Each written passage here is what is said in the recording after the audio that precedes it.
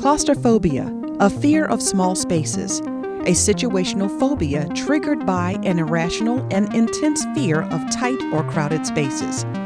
It can be triggered by things like being locked in a windowless room, being stuck on an elevator, or even driving on a congested highway. Claustrophobia is one of the most common of phobias. My guest today, Linda Underwood, has been suffering from a fear of being in a closed elevator for more than 20 years. Although she has mastered a coping mechanism for it, she wanted freedom and decided to take charge of this debilitating feeling. She sought help and started therapy to maximize her life activities and plans.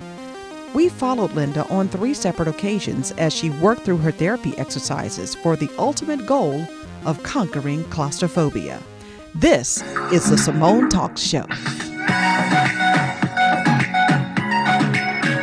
Welcome back to Simone Talks. I'm your host, Miss Simone Walker, and today we're talking with Linda Underwood, my very special guest. And today's topic is about claustrophobia and those who suffer from it. So today, I thank you for joining me today, Miss Linda. Thank you for having me. Thank you very much. Good. Now let's delve right into this. When was it that you realized you suffered from claustrophobia? About 20 years ago, Wow. I got stuck on an elevator. And it wasn't until that precise moment that the doors did not open that I realized that I didn't even know what claustrophobia was until that very second. So you understood what it was, but you had not been diagnosed at the time. I hadn't been diagnosed, and at that particular time, I didn't know what it was. Someone had to tell me. They explained to me that I had what you call was a panic attack, and that was the day that I realized that I did not like closed spaces. Okay, so is it just in elevators or is it in other types of closed spaces? It started off with the elevator, which then moved to flying, and then it moved to the subway. Oh, wow. So all aspects of a place where I was, where there's a door that closed, that's when I would have panic attacks. So it's not necessarily the size of the space, but the just the fact that it's a closed space. Right. And my brain is telling me that the doors will not open because of that one time that I got stuck. So what is it about, what does it actually do to you when the doors close? I get anxiety, which is coupled with shortness of breath, increased heart rate, and just the heavy breathing, and just overall fear. And what is the fear? What's your fear? My fear is just that the doors will not open. You know, so for 20 years I have carried over that feeling. And so that is the reason for therapy, so that I can get over that feeling and learn, like, it's just a room, as you taught me. Remember when we went? You opened my mind to it's just a room. It's just a room. My therapist, she opened my mind to what are the odds that you will get stuck a third time in your life. I've been stuck twice. Really? Yes. So after the first time, how did that affect you to the point where the second time comes around? And Well, because after the first time, you didn't stop getting on elevators. oh You didn't yeah, I stop. did. Oh, you did at that first time. That first time, after that first time, I took the steps for the rest of my life. Wow. I didn't care how high it was. So even with the steps, some might think, okay, that's still closed in. There's a door that closes behind me. I can still move, Uh-huh. and my brain is telling me that I have control to open the door. Control to open it. Wow. So after the first time you got stuck, you didn't get over it. I did not. What I did was I went to a hypnotist. Really? I tried a hypnotist, Wow. and he hypnotized me, and I would have to say it probably worked for maybe about 3 weeks. Exactly. And so I was really surprised because then the second time, oh, let me take that back. I apologize. The second time, I just heard that somebody got stuck at my job.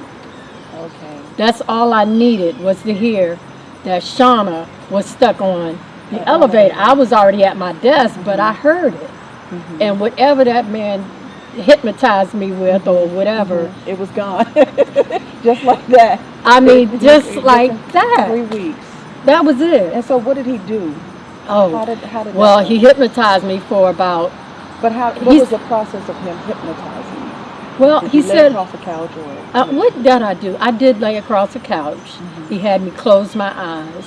He kind of took me back to my childhood a little bit Wow. to try to figure out what might have happened, what trauma might have happened back then to cause me to even have the attack that first time. And so I felt so good after our session. He thought that it would take about 3 sessions. It only took 1. And his assistant got on the elevator with me, and I went up and down the elevator in his building like 10 times. So what process of that, because it sounds more like a therapy session instead of hypnotized. Did they dangle the you are now getting sleepy? No. Did he take you out of consciousness to have that He did, because I thought that I was asleep, Oh wow. but I was still coherent enough to hear him and follow his instructions. And they didn't give you anything. They just laid you down and, Exactly. and just told you to And he meditate. told me, he could tell by talking to me, he said, you're going to be a good participant. He could tell that I had an open mind, and that, because I wanted help so bad, that I was willing to do what it took. And so he said, and before I knew it, I felt sleep, but I could still hear him. I could still follow his instruction. And then that's how that went. Until That's that real fateful interesting. day. Yeah. I don't think I would ever want to date him. You got that right. Where is the I'm not taking this lightly, but yes, I understand. very interesting that the hypnosis did not last for 3 It weeks. didn't It only last. took that one trigger Ex- of somebody else's perfect experience. word. It was Somebody- a trigger. A trigger. Okay. So he got down deep, but not deep enough that just any little thing would have bothered me that fast. And so how long was it before, after the first experience, that you sought a hypnotist? And did someone Years. suggest that to Yeah, you? somebody or? suggested it to me, and it was years later. Okay. And after I just remembered the second time that I got stuck. I went to the hypnotist. I was fine. At my job at the time, I worked for a law firm. It was the 11th floor. And I was fine. I was like, ooh, I went to the hypnotist this weekend. I'm going to do this, right? As soon as I got on the elevator, I got stuck at work. No way. But guess What is what? the It odds? didn't bother me. Really? I didn't panic. What floor were you on? I was going to 11. It stopped maybe at 6. I didn't panic. I calmed myself. I was breathing. I calmly picked up the phone and I called for help. The phone elevator. Okay. The elevator phone. Right. And they came and got me. Or, I was stuck for a little bit, but I didn't panic. So that's what, I was happy about. I got stuck, but it didn't hurt, Nothing happened. I got free. That is so interesting. And I'll tell you what, we're going to take a commercial break and we'll be right back speaking with Miss Linda Underwood for today's topic, Conquering Claustrophobia. We'll be right back. Don't go away.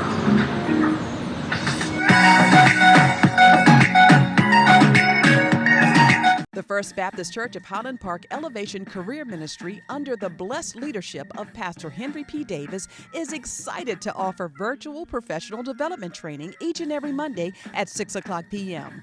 Won't you join us? For more information and to register, send an email to elevation-employment@fbhp.org. You'll be glad you did. The First Baptist Church of Highland Park, doing our part in the community.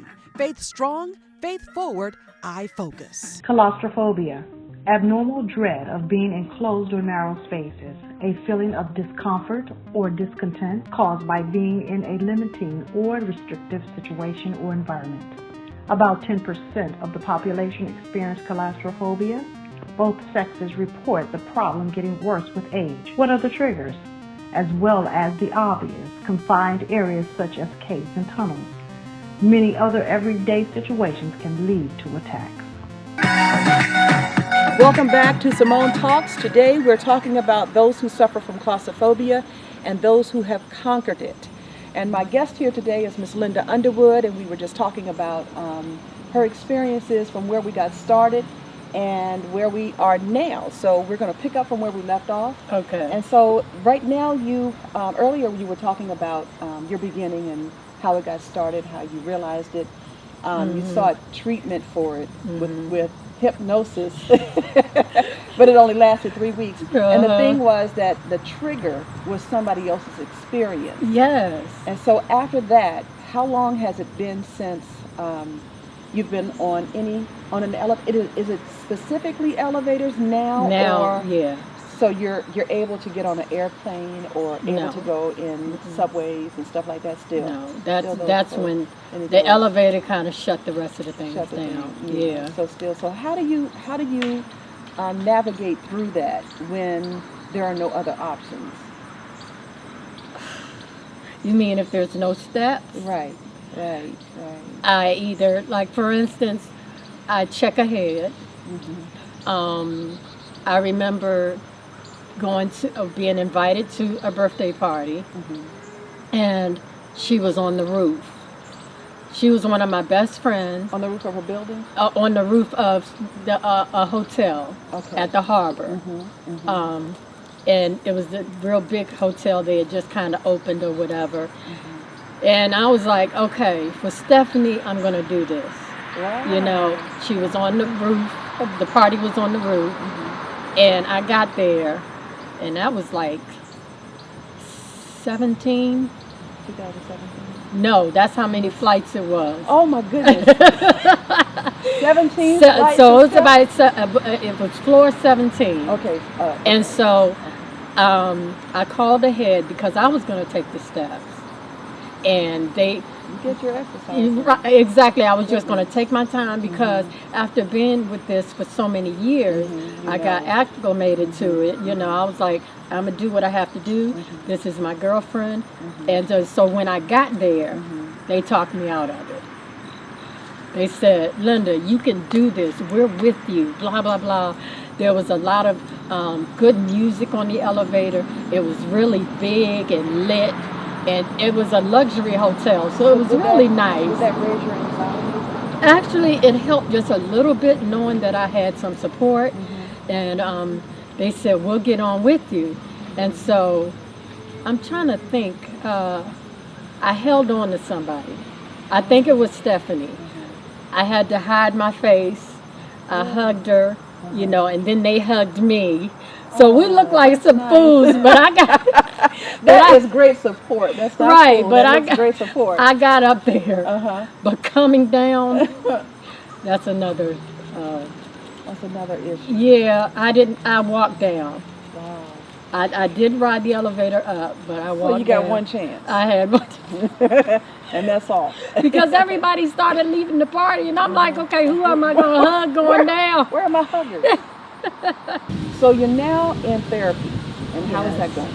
It's going pretty good. I went online and I found a therapist, and she's giving me tools to learn to cope. Okay. No hypnosis. No hypnosis. So you've been with her for how long? About 6 months. And how's it going? It's going pretty well. I won't say that I'm ready to jump on an elevator just yet, but she's given me the tools to have more of the confidence and where I can put my thinking, power questions, things that I can ask myself. Well, why do I feel this way?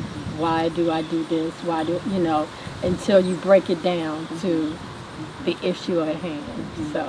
So we did do some following of you getting in the elevator and showing some of the steps and your anxiety levels at certain times. Right. We followed Linda on one of her therapy sessions. Let's take a look.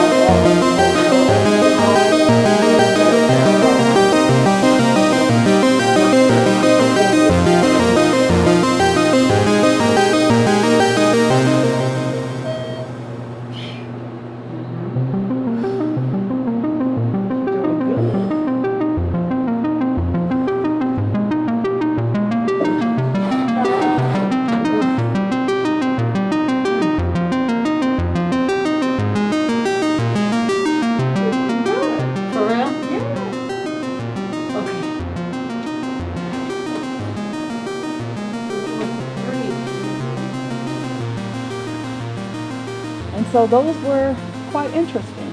It was quite interesting. Yes. Yeah. Yes. Yeah. So did that session, did it help you get any further along in dealing with this? And what is your ultimate goal? I would say it did help because one of the things she had me do was dress up the elevator, put all your favorite things in Yeah, we there, saw that, that yeah. kind of thing. So, and then of course, pretending that I'm holding someone's hand and that kind of thing. And I held yours, you know, so putting my foot in, taking it out, that kind of thing. So I did feel, you know, I feel like there's progress. There's progress. Yeah. So would you feel like there was progress because somebody you knew was with you? Or is there progress that you could do this on your own? I think that I know that I eventually can do it on my own by using the tools, That's you know, right. and just kind of because it's all up here. It's all up You know, here. that's what I'm learning. Yeah. So, and I envy people that could just jump on, and you know, because everybody's sphere is different, and so sometimes I have to explain to people, well, you know, I'm in my head, and that's the difference. Now, I remember sharing a story with Linda that I got caught in an elevator, stuck in an elevator for 2 hours in between third and fourth floor with someone who ended up being claustrophobic. And I saw her as we,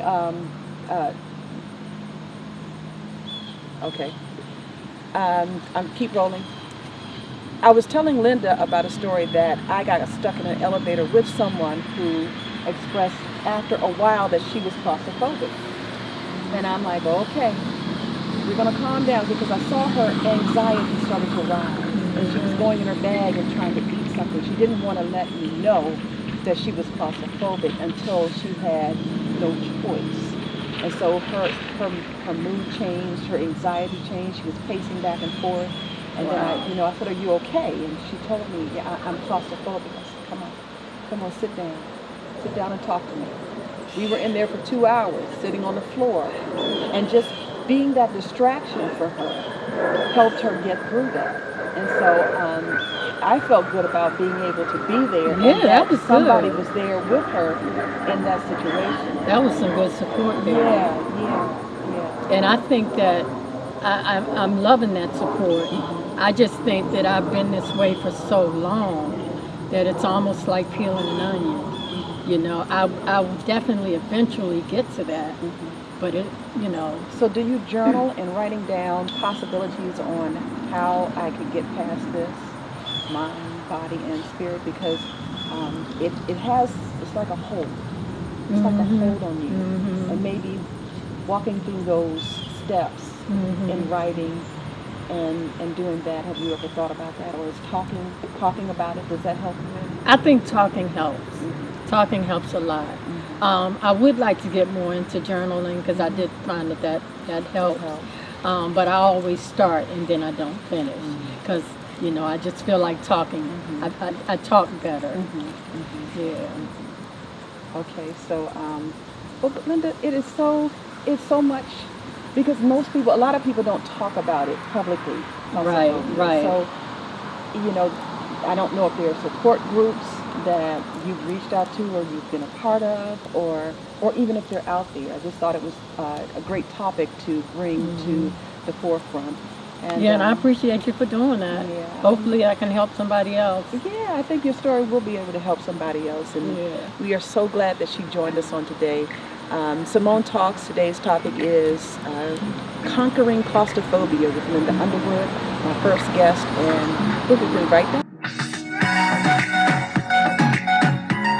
The First Baptist Church of Highland Park Elevation Career Ministry, under the blessed leadership of Pastor Henry P. Davis, is excited to offer virtual professional development training each and every Monday at 6 o'clock p.m. Won't you join us? For more information and to register, send an email to elevation-employment@fbhp.org. You'll be glad you did. The First Baptist Church of Highland Park, doing our part in the community. Faith strong, faith forward, I focus. Claustrophobia can occur because of panic attacks caused by an imbalance of neurotransmitters in the brain. A person may get a panic attack, frequently out of the blue. The panic center in the brain goes off even though there is nothing to be panicked about. The person gets shaky, dizzy, and can feel like they might die, go crazy, or even lose control. When this happens, the person has an urge to get out of the situation immediately.